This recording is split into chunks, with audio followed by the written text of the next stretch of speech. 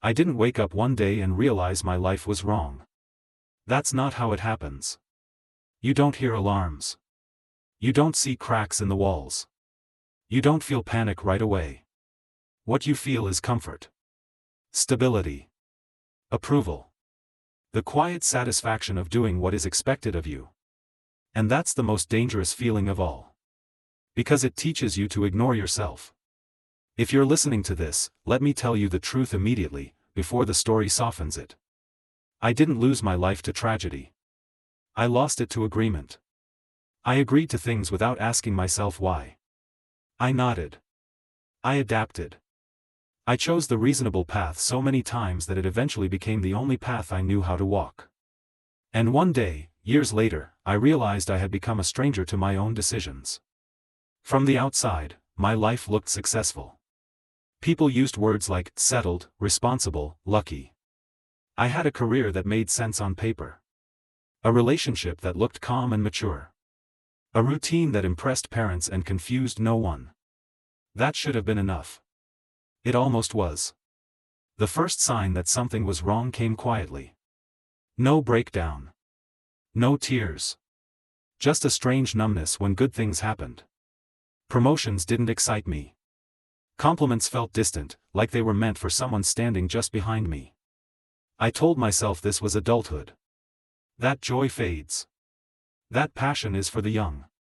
That stability is the reward for surviving uncertainty. Everyone said the same things. So I believed them. I stopped asking questions that made people uncomfortable. I stopped imagining alternative versions of myself. I stopped listening to that internal voice that whispered, "This isn't it."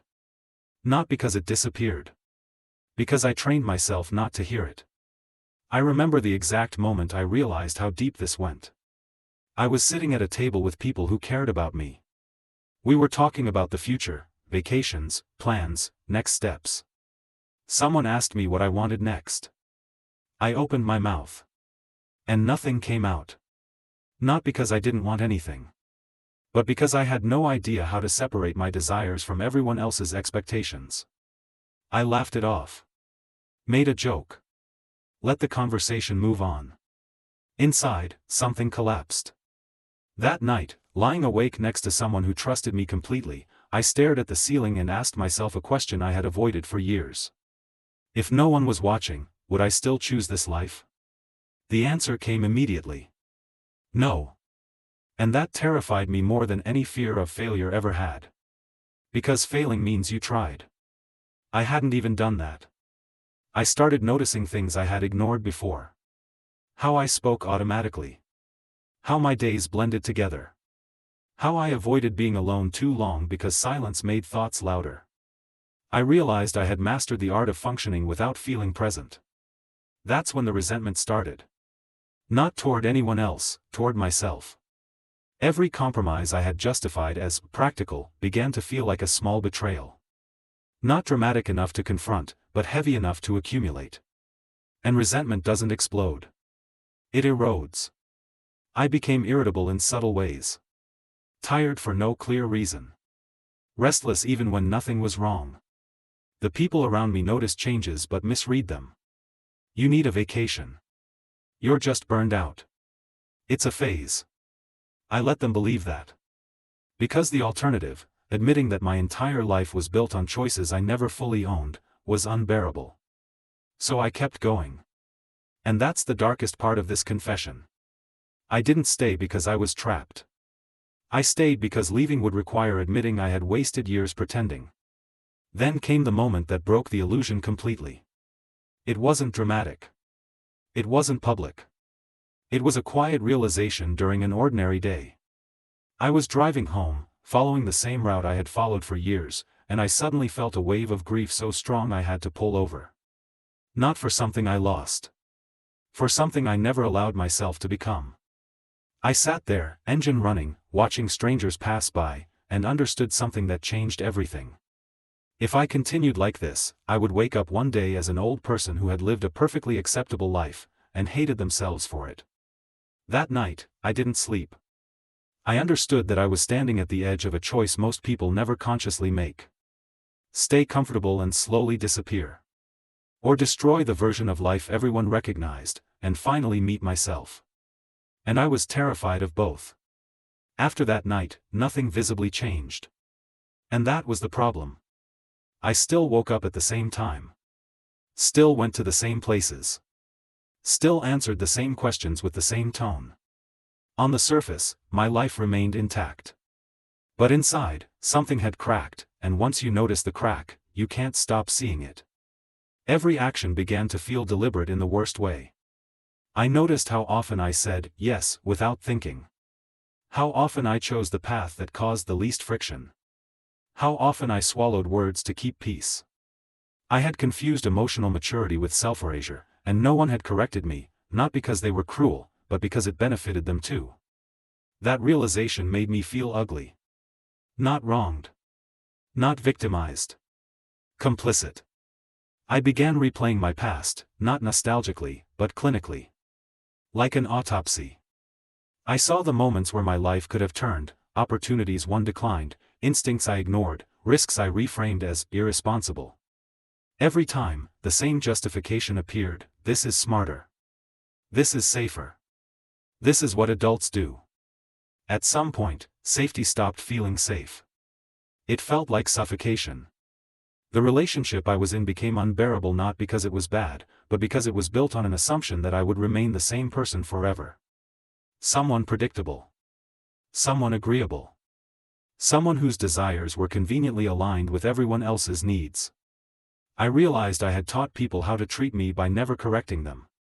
When I tried to imagine telling the truth, "I don't know who I am anymore," the words felt dangerous. Not because they were dramatic, but because they would force change. And change would hurt people who trusted the version of me I had presented. So I delayed. Delay is a quiet form of violence. Against yourself first. I started fantasizing about disappearance. Not death, escape. New cities. New names. Not because I wanted freedom, but because I wanted distance from the expectations attached to my identity. I didn't want to be seen long enough to figure out who I actually was. That's when the panic attack started. Not cinematic. No hyperventilating on the floor. Just sudden moments where my chest felt tight and my thoughts raced with a single sentence on repeat: "You are wasting your life." I tried fixing it the way responsible people do. Therapy. Productivity hacks. Mindfulness. Exercise.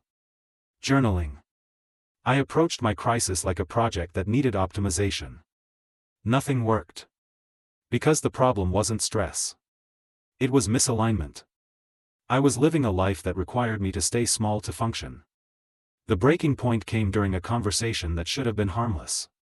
We were discussing long-term plans, timelines, commitments, investments in a future that suddenly felt fictional to me.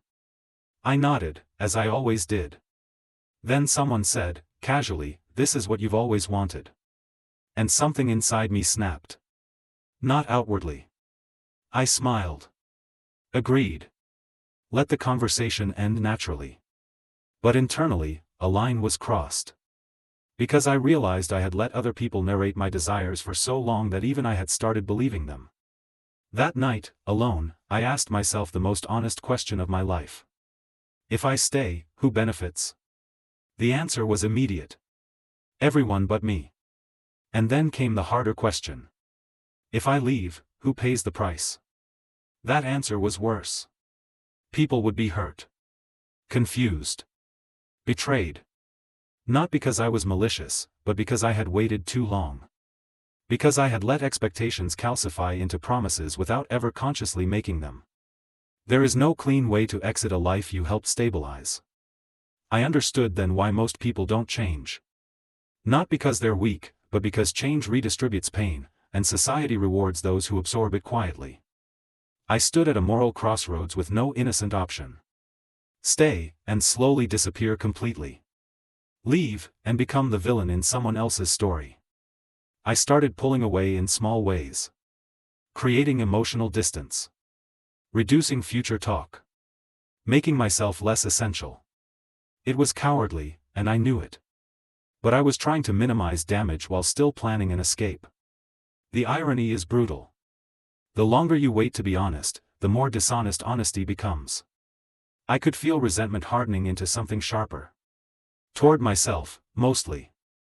Toward the years I couldn't get back. Toward the person I might have been if I had allowed myself to disappoint others earlier. One evening, I looked at my reflection and barely recognized it. Not because I looked different. Because I looked, managed. Curated. Like a version of myself designed to be acceptable rather than alive. That's when I understood something crucial. This wasn't about changing careers. Or relationships. Or cities. It was about reclaiming authorship. And that would cost me everything that had been built on silence. I didn't know yet how I would do it. I only knew I couldn't continue. Because the most terrifying thought wasn't starting over with nothing.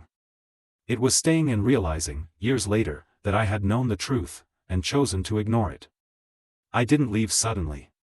That's the version people like to imagine, one decisive moment, one brave act. But the truth is quieter and more uncomfortable. I stayed longer than I should have, even after I knew the cost. I stayed because part of me still hoped I could negotiate with reality. That if I adjusted enough, silenced myself enough, the feeling would fade. It didn't. Instead, it sharpened. One morning, I woke up with a strange clarity. Not panic. Not sadness. Just certainty. The kind that doesn't argue or plead. It simply states facts. If I stayed, would survive, but I would never live honestly. And survival was no longer enough. I finally said the words I had rehearsed in my head for months. Not dramatically. Not eloquently. Just plainly. I admitted that the life I was living felt wrong to me. Not broken. Not abusive. Just wrong. That distinction mattered. Because it meant no one else was at fault. The reaction was exactly what I feared. Confusion. Hurt. Disbelief. The sense that I was dismantling something valuable for reasons that sounded abstract and selfish. And maybe they were selfish. But they were also true. Truth doesn't always arrive with kindness. I watched people I cared about struggle to reconcile the version of me they knew with the one standing in front of them. I didn't blame them. I had helped build that misunderstanding brick by brick. Leaving meant becoming someone unreliable overnight. Someone who changed the rules without warning. Someone who broke the unspoken agreement of consistency. That label followed me longer than I expected. There was no applause when I walked away. No relief. Just loss, clean, undeniable loss. I lost stability. Identity. A future that had been planned in detail by people who trusted me. For a while, I wondered if I had made a terrible mistake. Starting over is romantic only in theory. In practice, it's humiliating. You question yourself constantly. You compare timelines. You watch peers move forward while you rebuild foundations you assumed were permanent. You wonder if your dissatisfaction was just immaturity wearing philosophical clothes. But something changed slowly, almost imperceptibly. I began making choices without checking how they would be perceived. Small ones at first. What I did with my time. How I spent my evenings. What I said no to. What I allowed myself to want without justification. And for the first time in years, my days felt real. Not easier. Real. I discovered that regret doesn't come only from wrong decisions. It comes from unmade ones. From lives unlived because they didn't fit neatly into expectation. I still grieve the life I left behind. Anyone who tells you otherwise is lying or hasn't thought deeply enough. Some losses don't resolve. They coexist with growth. But here's what I know now. Living a life that isn't yours slowly turns you into a ghost. You show up. You function. You smile on cue. But you stop inhabiting your own existence. And one day, you realize you've been absent for years. I didn't restart my life to chase happiness. I restarted it to reclaim responsibility for who I am becoming. To stop outsourcing my identity to comfort, approval, and fear. This story isn't a celebration. It's a confession. I waited too long. I hurt people by delaying honesty. I mistook being needed for being known. And I almost traded my entire existence for the illusion of stability. If there's one thing I've learned, it's this: you don't owe the world consistency if consistency costs you your soul. You owe honesty, especially to yourself. I don't know yet where this new life will lead. That uncertainty no longer terrifies me. It feels earned. Because for the first time, the life unfolding in front of me belongs to the person living it. And that, quietly, is enough.